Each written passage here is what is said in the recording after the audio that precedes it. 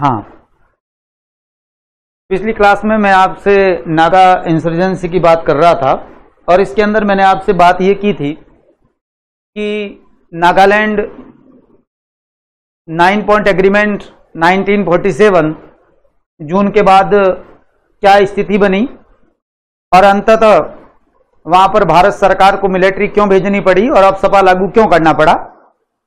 अफसपा लागू वहां हो चुका था और अफसपा लागू के दौरान हमने भारत सरकार ने नागा हिल्स एंड ट्वेंगसांग क्षेत्र को मिलाकर एक यूटी भी बना लिया, मगर यूटी बनने के बाद में भी नागाओं की मांग पूरी नहीं हुई और नागाओं की जब मांग पूरी नहीं हुई तो भारत सरकार को मजबूरन एक नागाओं के साथ समझौता करना पड़ा, जिसको हम 16 पॉइंट एग्रीमेंट के नाम से जानते हैं। 16 पॉइंट एग्रीमेंट क्या था, यह बात समझिए। 16 पॉइंट एग्रीमेंट यह था, वहां का एक ऑर्गेनाइजेशन था जिसका नाम था Naga peoples convention. Naga peoples convention versus government of India, इनके बीच में किया गया एक समझौता था। यह समझौता 26 जुलाई 1960 को हुआ। इस समय देश के प्रधानमंत्री पंडित जवाहरलाल नेहरू थे और कोशिश ये थी कि नागा जो हैं, एनएनसी जो हैं, उनको खुश किया जाए, नागाओं की मांगों को पूरा किया जाए, उनकी मांगों को ध्यान रखा जाए, उनकी स्वायत्तता की रक्षा की जाए। इसमें तय यह हुआ, सबसे इंपॉर्टेंट बात जो कमियां थी मैंने आपसे कहा, पहला काम यह हुआ कि जो नागा हिल्स एंड ट्वेंगसांग एरिया के नाम से यूटी बनाई थी, नागा पीपल्स कन्वेंशन ने भारत सरकार से कहा कि इसका नाम बदलकर नागालैंड कर दिया जाए।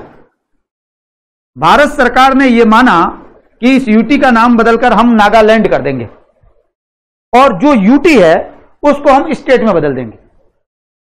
यह तय हुआ, पहली बात। दूसरी बात तय क्या हुई, मेरी बात बहुत अच्छी तरीके से सुनिएगा, इंपॉर्टेंट मामला है। यूटी सामान्यतः गृह मंत्रालय के अधीन आती है, वहां का प्रशासन संभालता है गृह मंत्रालय, होम मिनिस्ट्री के अधीन आती है। मगर नागा पीपल्स कन्वेंशन ने यह बात कही कि नागालैंड का प्रशासन गृह मंत्रालय नहीं संभालेगा बल्कि विदेश मंत्रालय संभालेगा। यानी आप अच्छी तरीके से समझिए, 1960 के कन्वेंशन में यह तय हुआ कि नागालैंड का जो प्रशासन संभाला जाएगा, जिसके नियंत्रण में होगा, वो विदेश मंत्रालय के होगा, न कि गृह मंत्रालय के होगा। यानी भारत के अंदर सिस्टम संभालेंगे, भारत का विदेश मंत्रालय वहां पर काम संभालेगा। तीसरी बात यहां यह तय हुई कि नागालैंड के अंदर एक गवर्नर की नियुक्ति होगी, गवर्नर की सहायता के लिए एक मिनिस्ट्री होगी और मिनिस्ट्री का मुखिया सीएम होगा। ये जो मिनिस्ट्री और सीएम है, ये वहां की असेंबली होगी और उस असेंबली के प्रति उत्तरदायी होगी। यानी जिस प्रकार एक स्टेट होता है, कंप्लीट स्टेट होता है, वैसी कंडीशन होगी। गवर्नर होगा, गवर्नर की सहायता और सलाह के लिए एक मंत्री परिषद होगी जिसका मुख्यमंत्री होगा और वो असेंबली के प्रति उत्तरदायी होगी। गवर्नर के पास स्पेशल 10 साल के लिए, खासतौर से ट्वेंगसांग जो क्षेत्र है, उस क्षेत्र के अंदर विशेष शक्तियां प्राप्त होगी। जब तक संक्रमण काल चलेगा तब तक उसके लिए एक विशेष स्थिति होगी, गवर्नर के पास विशेष शक्तियां होगी, लॉ एंड ऑर्डर का जो पावर होगा वो गवर्नर के पास में रहेगा। यह खास बात तय हुई। तीसरी बात यह तय हुई कि नागालैंड के अंदर जो लॉ चलेगा वो भारतीय पार्लियामेंट द्वारा बनाया गया कोई भी कानून यदि मेरी बात समझिए, नागाओं के सामाजिक और धार्मिक व्यवस्था से संबंधित है, नागाओं के कस्टमरी लॉ से रिलेटेड है, नागाओं के सिविल एंड क्रिमिनल लॉ से रिलेटेड है, या वहां की ऑनरशिप यानी प्रॉपर्टी के हस्तांतरण, ट्रांसफर और उसके स्वामित्व से संबंधित है, तो वो नागालैंड में तब तक लागू नहीं होगा जब तक वहां की असेंबली पार्लियामेंट द्वारा पास किया गया कानून पास नहीं कर दे। देखिए मेरी बात अच्छी तरीके से समझिए, हम केवल 370 में जम्मू कश्मीर की बात करते हैं, जबकि नागालैंड की स्थिति यही है। और वर्तमान में जो मैं बात कह रहा हूं ये 371A का क्लॉज 1 है,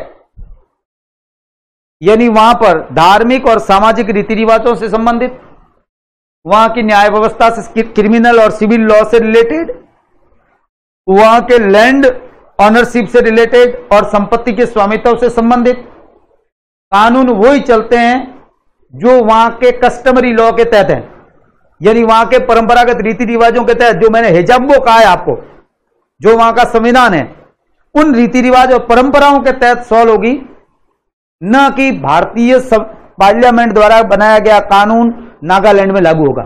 जब तक लागू नहीं होगा, जब तक वहां की असेंबली पास नहीं करती है, तब तक लागू नहीं होगा। यदि असेंबली वहां की पास कर देती है तो नागालैंड में भी लागू होगा।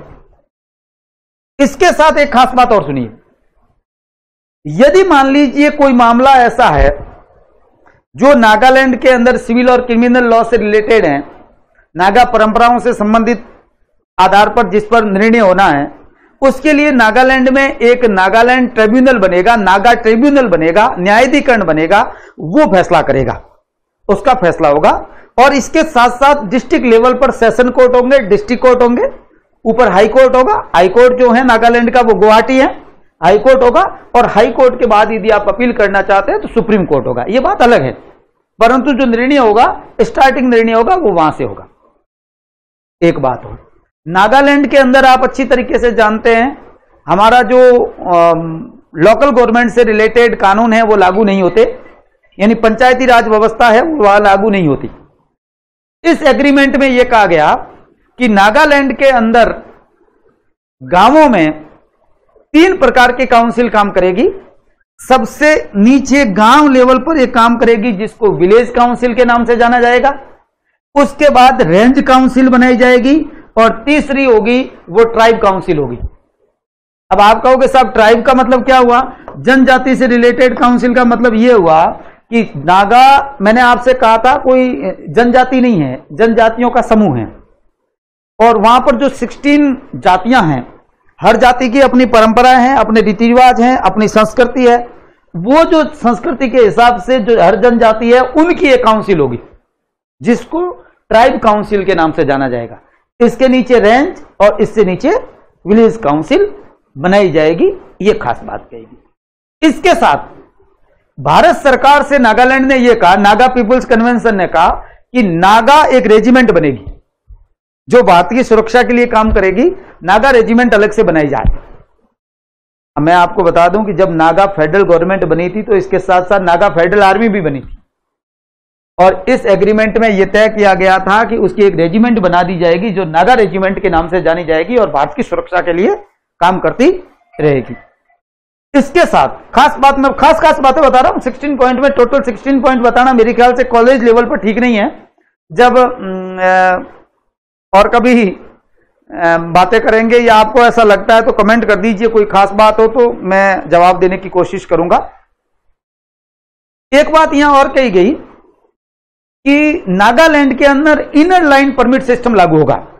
इनर लाइन परमिट सिस्टम का मतलब यह है, एक ऐसा आधिकारिक पत्र, एक ऐसा परमिट जो राज्य सरकार द्वारा जारी किया जाता है कि भारत के नागरिक विशेष संरक्षित क्षेत्र में निश्चित अवधि तक ही वहां रह सकेंगे। आप जानते हैं पूर्वोत्तर स्टेट के अंदर इनर लाइन परमिट सिस्टम लागू है, और खासतौर से 2019 के अंदर दीमापुर को भी, जो नागालैंड का सबसे बड़ा जिला है दीमापुर और भारत का पूर्व का सबसे लास्ट रेलवे स्टेशन कहलाता है, वो भी इनर लाइन परमिट सिस्टम में डाल दिया गया।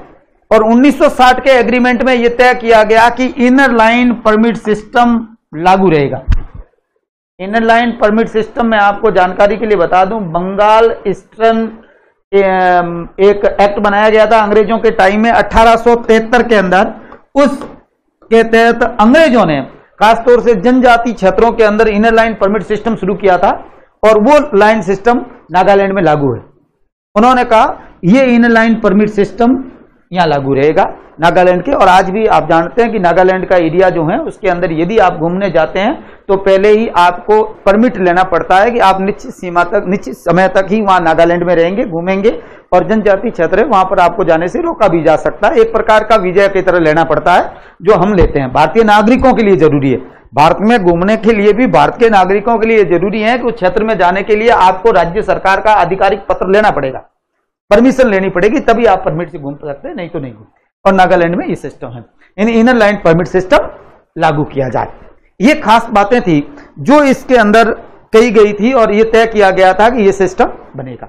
इस 16 पॉइंट एग्रीमेंट से मैं आगे बात करूं, इस 16 पॉइंट एग्रीमेंट के आधार पर भारत सरकार ने यह तय किया कि हम एक विधेयक लाएंगे और यदि जरूरी हुआ तो भारतीय संविधान में संशोधन भी करेंगे। जरूरी तो था ही, क्योंकि वहां पर विशेष व्यवस्था लागू करनी थी, कस्टमरी लॉ को वहां पर वैलिड मानना था, स्वायत्ता देनी थी, वहां का सामाजिक और वहां का धार्मिक व्यवस्था को संरक्षित करना था। इसलिए हमारी सरकार ने विद्यार्थियों एक कानून लाई, एक तो लॉ आया और दूसरा एक कॉन्स्टिट्यूशनल अमेंडमेंट आया। कॉन्स्टिट्यूशनल अमेंडमेंट अलग चीज है और लॉ अलग चीज है। जो अमेंडमेंट लाया गया उस अमेंडमेंट को अपन कहते हैं 13 कॉन्स्टिट्यूशनल अमेंडमेंट 1962 62 के नाम से जानते हैं। ये 1 दिसंबर 1963 को इफेक्टिव हुआ था, 1 दिसंबर 1963 इफेक्टिव हुआ। एक लॉ लाया गया जिसको कहा गया नागालैंड स्टेट एक्ट 1962। क्यों लाया गया? क्योंकि नागालैंड और नागा पीपल्स कन्वेंशन के, भारत सरकार और नागा पीपल्स कन्वेंशन के बीच जो एग्रीमेंट हुआ है, उस एग्रीमेंट को प्रभावी करने के लिए ये जरूरी था। नहीं तो आप उस एग्रीमेंट की शर्तों को नहीं मान सकते, भारत सरकार उसको कैसे माने। इसलिए उन्होंने ये कॉन्स्टिट्यूशनल अमेंडमेंट लाए और सबसे पहले कॉन्स्टिट्यूशन के अंदर एक आर्टिकल जोड़ा गया 371A। इस 371A के अंदर 3 क्लॉज है, 1, 2, 3। इस पर मैं अलग से बात करूंगा। ये वैसा ही है जैसा विद्यार्थियों में आपको 16 पॉइंट एग्रीमेंट में बात कर रहा था, ये वैसी ही बात है जो मैं आपसे बात करूंगा। इसके अंदर यह तय किया गया कि नागालैंड के अंदर जो बनेगा वो बनेगा कैसे। मैकोंगचुंग एक डिस्ट्रिक्ट है, आप जानते हैं नागालैंड में प्रेजेंट टाइम 12 डिस्ट्रिक्ट है, जबकि जब नागालैंड 1963 में बना था 1 दिसंबर 1963 को, उस समय नागालैंड में केवल और केवल 3 जिले थे। एक ट्वेंगसांग एरिया जिसके लिए अलग व्यवस्था थी, विशेष परिषद की व्यवस्था थी, और तीसरा कोहिमा जो वहां की राजधानी है। ये 3 डिस्ट्रिक्ट ये नागालैंड बना। इसके आधार पर ले आएगी। इस नागालैंड स्टेट एक्ट के तहत संविधान में संशोधन करना पड़ा हमें, उसके लिए संविधान में संशोधन करना पड़ा और 13 कॉन्स्टिट्यूशनल अमेंडमेंट 1962 के द्वारा हमने नागालैंड को एक स्टेट बना दिया और भारत का ये 16वां राज्य बन गया। ये 16 नंबर स्टेट कहलाता है। 16वां राज्य जो कहलाता है वो नागालैंड कहलाता है। अब नागालैंड स्टेट बनने के बाद नागालैंड के कस्टमरी लॉ को वैलिड मानते हुए हमने वहां धार्मिक और सामाजिक मामलों में स्वायत्ता देने के बाद, वहां पर हमने उसको एक स्वायत्त क्षेत्र बनाने के बाद क्या कारण था कि नागालैंड में इंसर्जेंसी नहीं रुकी, इसकी बात हम करेंगे अगली क्लास में। जुड़े रहिए और सब्सक्राइब करिए, लाइक करिए, क्योंकि जरूरी है, डायरेक्टरेट साहब का ऑर्डर है।